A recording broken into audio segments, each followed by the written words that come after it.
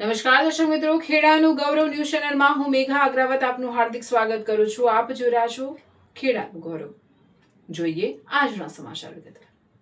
આણંદના લોટિયા ભાગોળ ખાતે આવેલ ભાતીજી મંદિર પાછળના ચાવડા ફળિયામાં ગુરુવાર મધ્યરાત્રિના 2:30 વાગ્યાના સુમારે ભારે વરસાદને કારણે મકાન ધરાશાયી થઈ જતા યુવાનનું ઘટના સ્થળે જ પાલતુ કૂતરા સાથે મોત થયું હતું।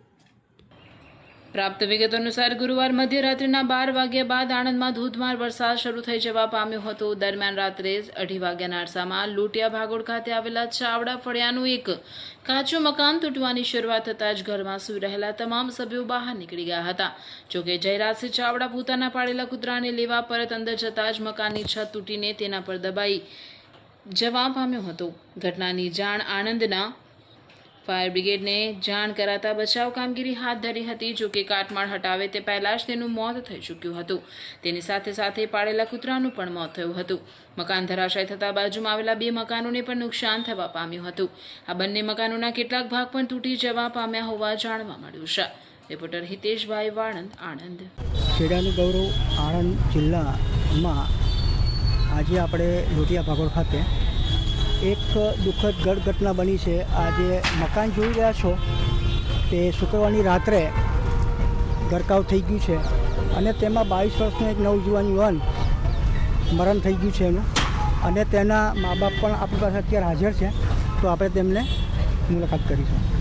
શું નામ? આ જયરાજ કુમાર ભીખાભાઈ ચાવડા કે આવી રીતે તમારે નાહી જતો તો અંદર પી ગયો છોકરો, એવી રીતે ઘટના અમારે બને, બધા બહાર હતા, છોકરો આવી રીતે લઈ ગયો। શું કરતો હતો બાબુ તમારો? ફોટોગ્રાફીનું કરતો હતો હોય, એ નોકરી જતો હતો હોય। બરાબર છે। કેવી રીતે આ દુર્ઘટના કેવી રીતે બની છે?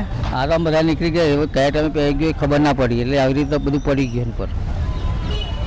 શું મદદ તમે ચાહો છો સરકાર પાસે, તંત્ર પાસે? જે મદદ કરે એ ખરું। રહેવા માટે અત્યારે બીજું મકાન છે? આ મકાન બીજું નહીં, આ જ હતું।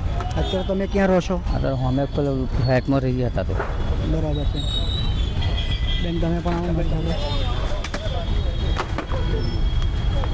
શું કહેશો તમે આ બનાવ વિશે?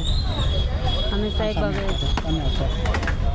અમે બધા જ નીકળતા હતા, અમારી પાછળ એ હતો, પણ એક એમનો ડબાઈ ગયો, અમને કશી ખબર નહીં, અચાનક જ આવું બન્યું। એને બચાવવા માટે તમે કોઈ જોડ્યા નહીં? પણ અંદર લાઇટો જ નથી, લાઇટો જ નથી, અમને અંદર કશું દેખાતું નથી। વરસાદની લીધે લાઇટો ગતી રહી. લાઇટો કરી બરાબર બરાબર। એક દુઃખદ ઘટના આણંદમાં બનેલી છે આ, અને એક યુવાન આપણો એક કોઈ બેઠા છે। તંત્ર પાસે આપણે એવી માગણી કરીએ કે તેમને પણ સહાયરૂપ થાય અને તેમને બનતી મદદ કરે।